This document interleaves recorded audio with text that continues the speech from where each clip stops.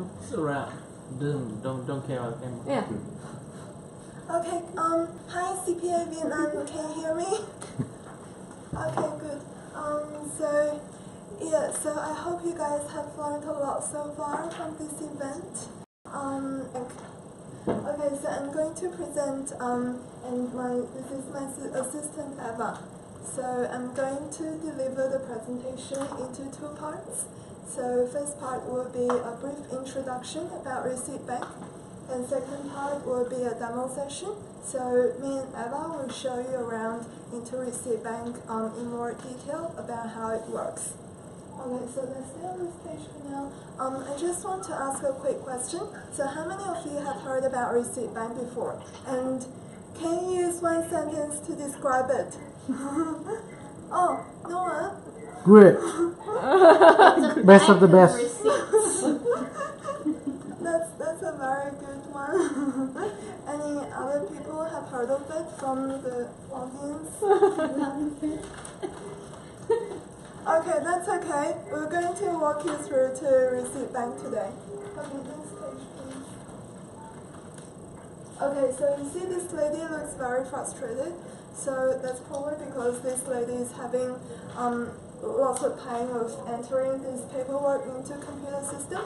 So with Receipt Bank, basically, you don't need to worry about data entry because Receipt Bank will extract the information for you based on whatever items you upload. And also, with Receipt Bank, you can work in real time, as in you can upload, process and review, you can upload, review, and publish the receipts or invoices at any time, anywhere. And also, Receipt Bank can be easily integrated with an accounting software. It's not clear. Keep going. Okay, next page, please. So in order to use Receipt Bank, you have to integrate it with accounting software, such as Xero, QuickBooks, and MYOB. And we'll show you how to integrate it briefly later on in the demo session. Can I continue? Okay, cool. So the first step would be to upload the invoices and Receipt Bank into Receipt. So upload the invoices and receipts into Receipt Bank.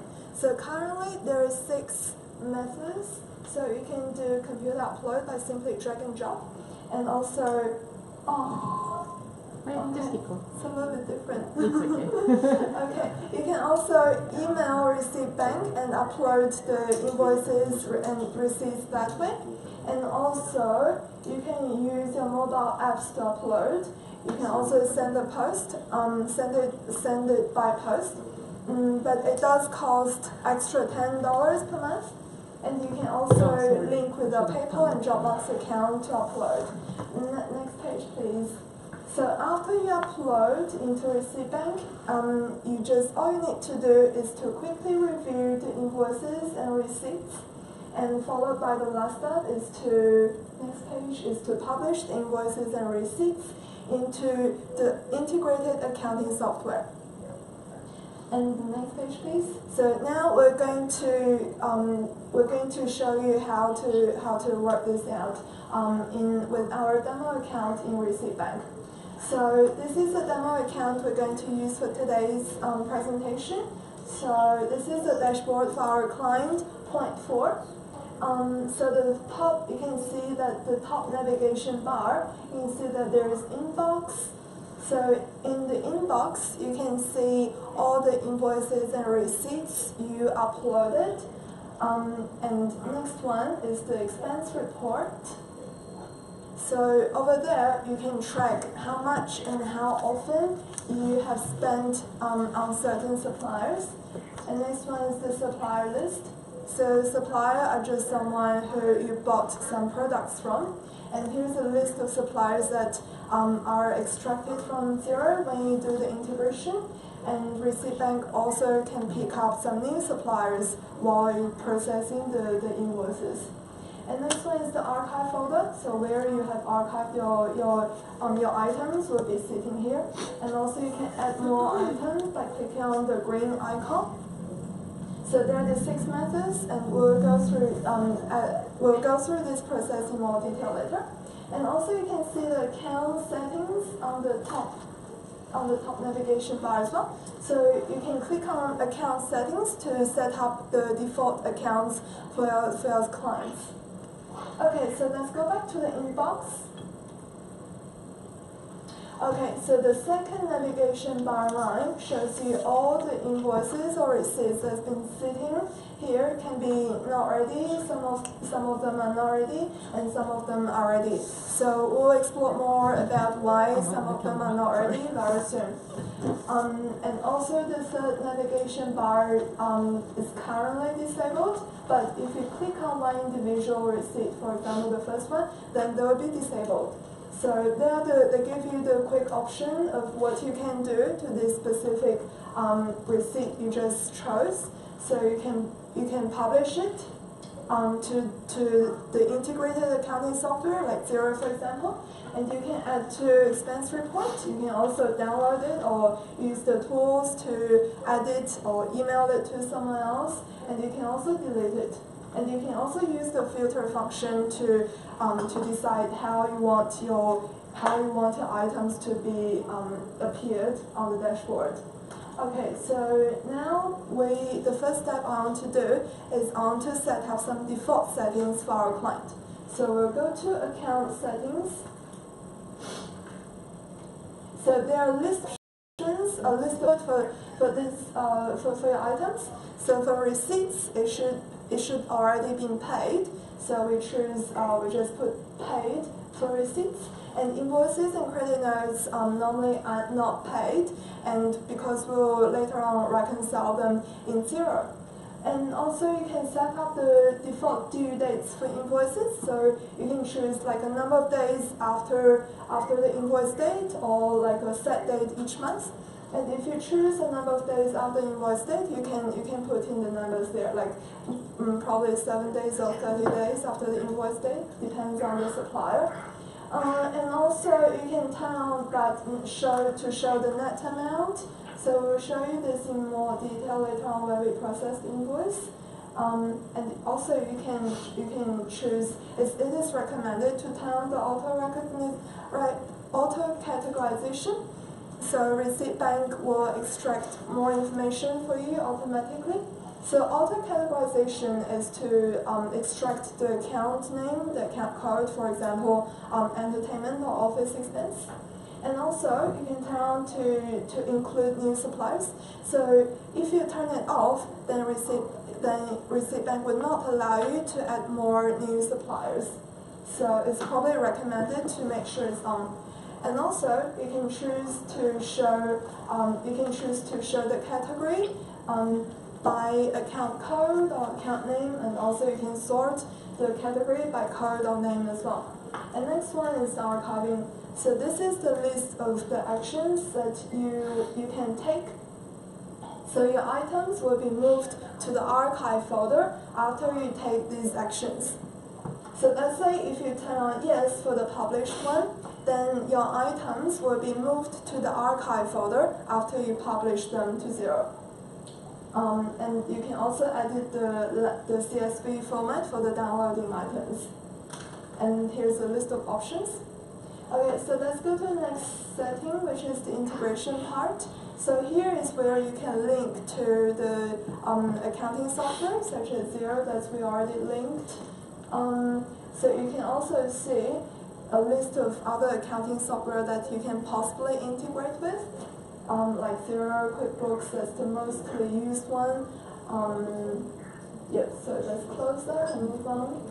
So you can also turn on to show the publish multiple currencies. And also the other three underneath shows you where you want the items to be in Xero after you publish them. So you can change it to publish it to purchases in Xero, or expense claims or bank accounts. And you can also leave them as draft or awaiting approval or awaiting payment in Xero. And same as the expense reports. Next one is the tax settings. So you can let Receipt Bank to decide like the text data. So we would normally use the first option to allow receipt bank to decide with exceptions. So receipt bank will extract the GST amount based on the original PDF you upload. And also, you can turn on to see the text list. This is also recommended to make sure it's on, because you do want to see a list of the text options, such as GST on expense, GST on income, for example, etc. And you can also use the supplier tax rates. We wanted to show you to set up supplier rules if we still have time at the end. Okay, so next one is the automatic publishing. So here you can choose to automatically publish all the items, and if you don't want some items to be automatically published, then you can tick the boxes, such as the receipt and invoice and statement, that you don't want them to be published. Okay, let's go to the third setting, which is the account details. So here you fill in your company details, like the company name, the base currency, normally should be Australian dollars, and also you can turn on to extract text from the attachment you upload, and also the language should be English, country quite straightforward. And also you can also turn on to link with your mobile. So once it's on, then you can upload the invoices from your mobile to the desktop version. So it's very convenient. Let's go to the next section, please, which is the maintain lists. So this maintain lists are the information that you extract from Xero once you do the integration. So here you can see a list of categories. This is the list of account name and the account code you extracted from Xero. You can also turn on or turn off to decide whether you want them to appear in receipt bank. So maybe some of them you might not use it, like advertising, for example. You don't need any advertising. You can turn it off to make it disappear from the account list in receipt bank. And also there's a list of projects. For this demo account, there's no projects available for you to see, but there is also, so that's the projects that you extract from Xero. And also the clients list that we extract from Xero as well, and same as the payment methods. Yep, so here you can see we can add new payment method. So by simply just filling the account, the name and reference, etc. So let's go to the maintain user settings. So here you can add a new user to invite them to work on the clients on receipt bank together with you. And you can also link users from Xero. So if you click on it, you can see there's a list of Xero users.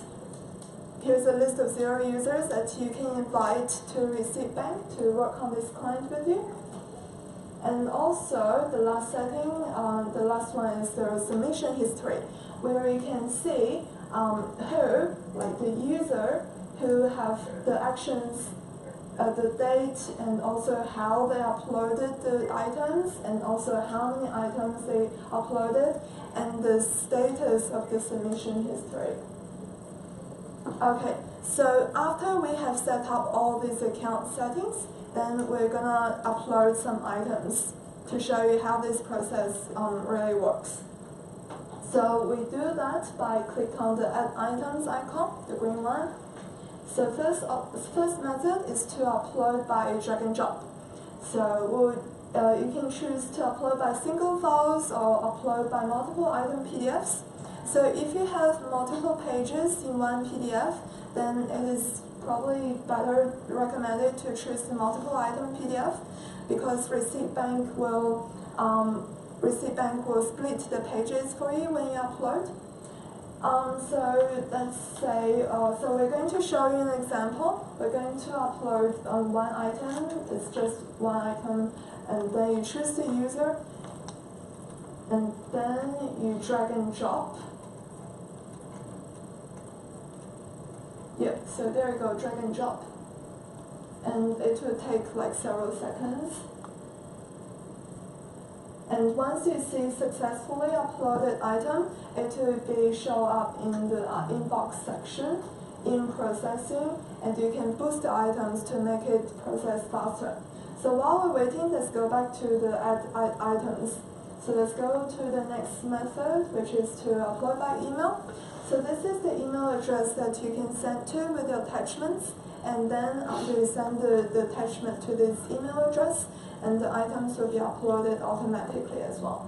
Next one is to upload by via your mobile. So you can download the Receipt Bank app and turn it on. Then you can take photos by your mobile phone and then click on the upload button, and then it will be automatically uploaded as well. Will be sitting in the inbox section as well. Okay, next one is to upload by post. So as I said, it does cost $10 extra per month, and it will take about less than 10 business days to process. So I wouldn't recommend it unless you have a large amount of paperwork to upload. Okay, so you can also choose to upload the items by linking with a PayPal or Dropbox account. And also, Receipt Bank is introducing a new function, which is Invoice Fetch. So we probably don't have much time to cover it here today, but if you're interested, you can register your interest there, and also